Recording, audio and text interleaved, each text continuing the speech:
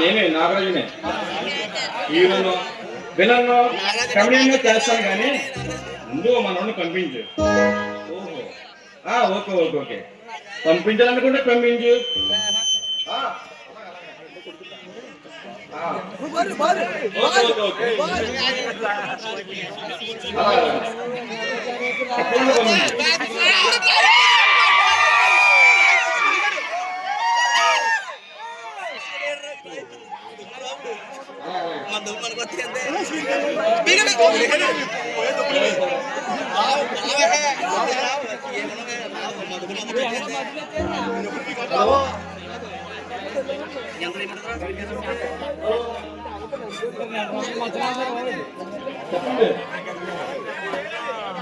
గట్టిగా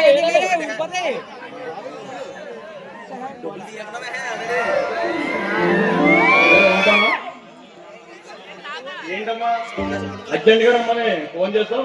అవతల నాకు బోల్డ్ అని పనులు ఉన్నాయి. బోల్డ్ కబుర్లు చెప్పుకోవాలి, కథలు కూడా చెప్పుకోవాలమ్మా. మరి ఇంకెవరు చెప్పాలమ్మా? చూడమ్మా, ఇప్పుడు మీ అమ్మ నా కథలు వినడం మానేసి కార్తీక దీపులు తీరాలు చూసి తిరిగి నాకే కథలు చెప్తుందమ్మా. ఇది ప్రతి ఇంటికి ఉండే కథ కానీ అర్జెంట్ గా రమ్మన్నావు. ఏంటమ్మా విషయం?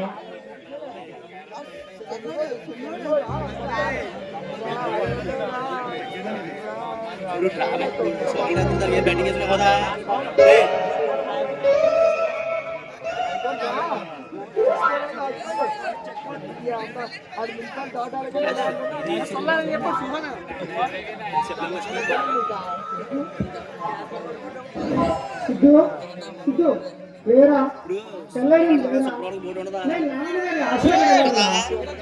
సెలవునంత మాత్రాన ఏ స్థితి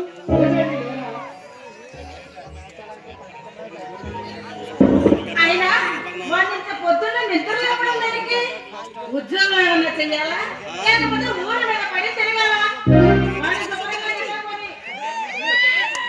అసలు ఈ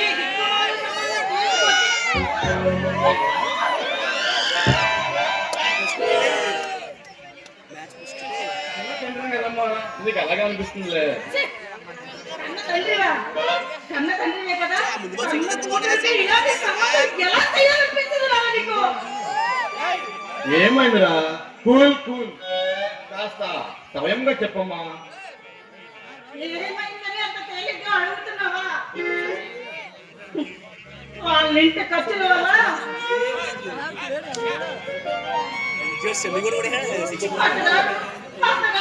మెల్లో ఉన్న మంగళసూత్రాలు కూడా చాలని పెట్టేశాడు నాన్న.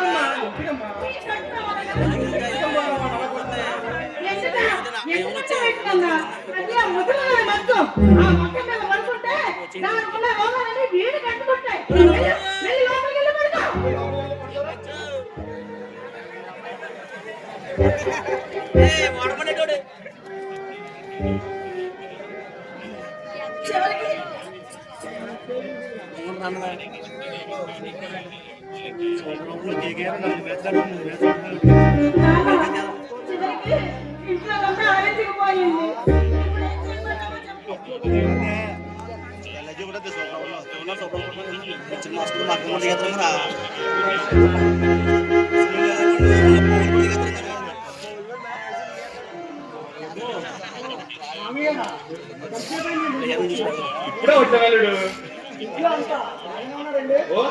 బాగానే రావాలి. అది అది అల్లుడు మర్యాద అంటే. ఇంట్లో నీకు మర్యాద ఏంటండి? అంత మాట అల్లుడు చాలు. పొంగిపోతుంది ప్రేమ.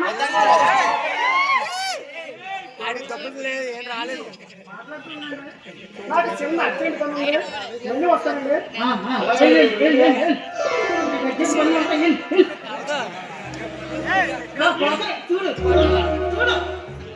ఏంటమ్మా అర్జెంట్ గా రమ్మన్నావు ఇప్పుడు చెప్పు ఏంటి విషయం? అన్నయ్య చి. అన్నయ్య అన్నాను చూసావా? ఆ అన్నయ్య మాట ఆలకించి ఈ సంబంధం తీసుకొచ్చి నాకు చేసావు. నీ ఎల్లుడికి అస్సలు బ్రతికలు చేస్తలేదు నాన్న. అందుకే కదమ్మా నిన్ను పని చేసుకున్నాడు. మళ్ళీ సెకండ్ లేదంటే బాగా చెప్తున్నాడు. Cool cool. చూడమ్మా మీ ఆయనకు చిన్నదో పెద్దదో గవర్నమెంట్ జాబ్ ఉంది, అందుకు చూసి నువ్వు సంతోషించు. అంతేగాని ప్రతిదానికి అలసి పడకు. ఆ భగవంతుడు అలాంటి తలరాత ఎంతమంది ఆడవాళ్ళ కింద రాస్తాడమ్మా?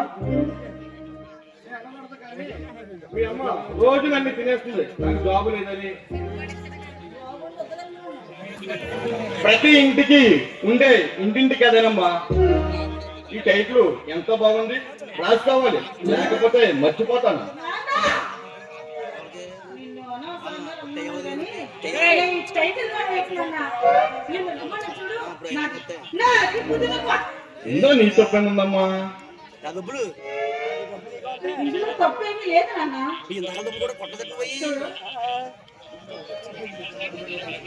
నీ మాటలు నేను అస్సలు వినలేదు. ఇక మీరు వెళ్ళొచ్చు. వెళ్ళమన్నా వెళ్ళు. ఏంటమ్మా రమ్మన్నావు అప్పుడే వెళ్ళిపోమంటావు? నా మాట పెట్టావని పిలిచాను, కానీ నీ గోల వినవలసి వస్తుందని అదేంటమ్మా నా గోస నీకు గోళ వినిపిస్తుందా? నువ్వు చెప్పకుండానే నీ బాధ ఏంటో నేను చదివాను. అలా చదివగలన వాడే రచయిత, చదివిన వాడే నీ తండ్రి.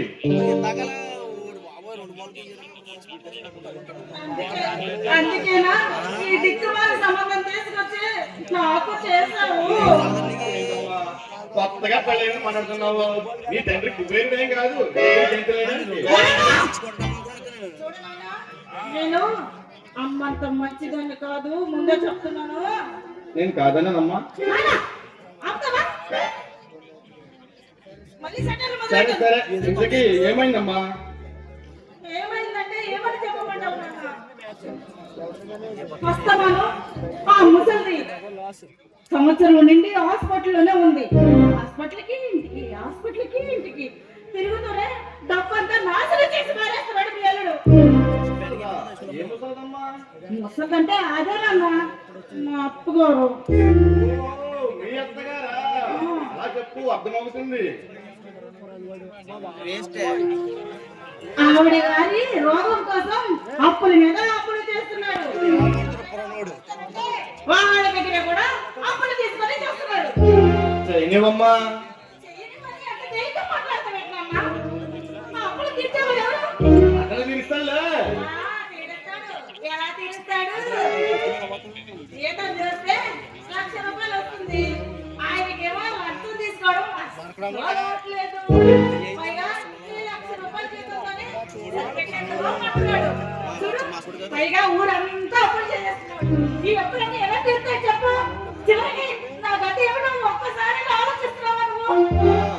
అర్థమైందమ్మా, అర్థమైంది. ఏమని అర్థమైంది? ఇంకా అతగాడికే ఎవరు అప్పులు ఎవరని. నువ్వు కంగారు పడకమ్మా. ఇంకా అతనికి అప్పులు ఇచ్చేవారు ఎవరన్నారమ్మా? నాన్న, ఆపుతావని చెప్పాను.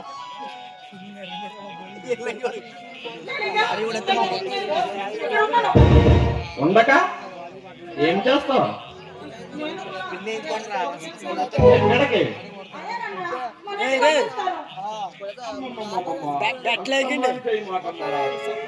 చూడండి కొంచెం నిజంగా ఆలోచించమ్మా. అందరూ పడకమ్మా.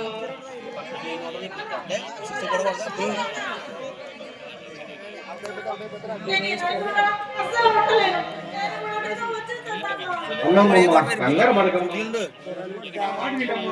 కొంచెం సమయం పట్టమ్మా. ఈ లోకంలో ఎంతో మంది కానీ అత్తగారు లాంటి అత్తగారు నీకు దొరికిందమ్మా.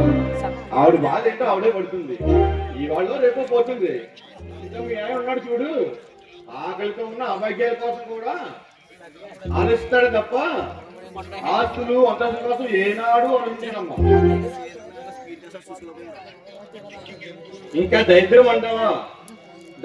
దానిని కూడా సాధన చేయలేదు. పరమ దరిద్రంలో కూడా మీ ఆయన వేగంగా పరిగాడు ఒక గవర్నమెంట్ జాబు సంపాదించడం ఆయన కనుక లంచాలు తీసుకుంటే లక్షలు లక్షలు కట్నం సంపాదిస్తాడమ్మా. అంతెందుకమ్మా మీ ఆయనకు పెళ్ళైన కొత్తలో పెళ్లి కూతురు ఎంతో మంది ఇవ్వడానికి వచ్చారమ్మా. వాళ్ళందరినీ కాదని పైసా కట్నం లేకుండా నిన్నే పెళ్లి చేసుకున్నాడమ్మా. అలాంటి మహానుభావుని నేనే ప్రశ్నించేది. చూడు, ప్రశ్నించినప్పుడు నువ్వు ఇక్కడ ఎందుకు? వెళ్ళు బయటికి, వెళ్ళు. వెళ్తానమ్మా, కానీ నాదొక చిన్న వినపం అమ్మా. ఏంటది? నువ్వు ఇంటికి అస్తమాట వచ్చేస్తానే అనొద్దమ్మా. ప్లీజ్ అమ్మా, నా మాట వినమ్మా, తొందరపడకమ్మా. అయితే తొందరపడితే ఏం చేస్తావు నువ్వు? ఆయన వైపు ఉంటావా, నా వైపు ఉంటావా? ఎవరి వైపు ఉంటావు నువ్వు? ఎవరి వైపు ఉంటానమ్మా? కన్న కూతురి వైపే ఉంటాను. ఏ కన్న తండ్రి అయినా కన్న కూతురు కావాలా అల్లుడు కావాలని అడిగితే కన్నా కూతురే కావాలి. ఎందుకంటే నేను ఒక తండ్రినే కదా. చెప్తుందా మరి?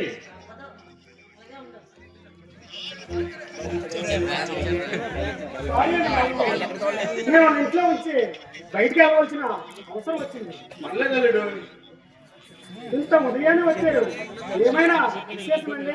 అంతా ఏమి లేదు అల్లుడు, మామూలుగా సరదాగా చూసుకోవాలని వచ్చాను అంటే వచ్చిన పని గుమ్మలోనే అయిపోయింది. చాలా సంతోషం నాయన. వెళ్ళొస్తాను నాయన.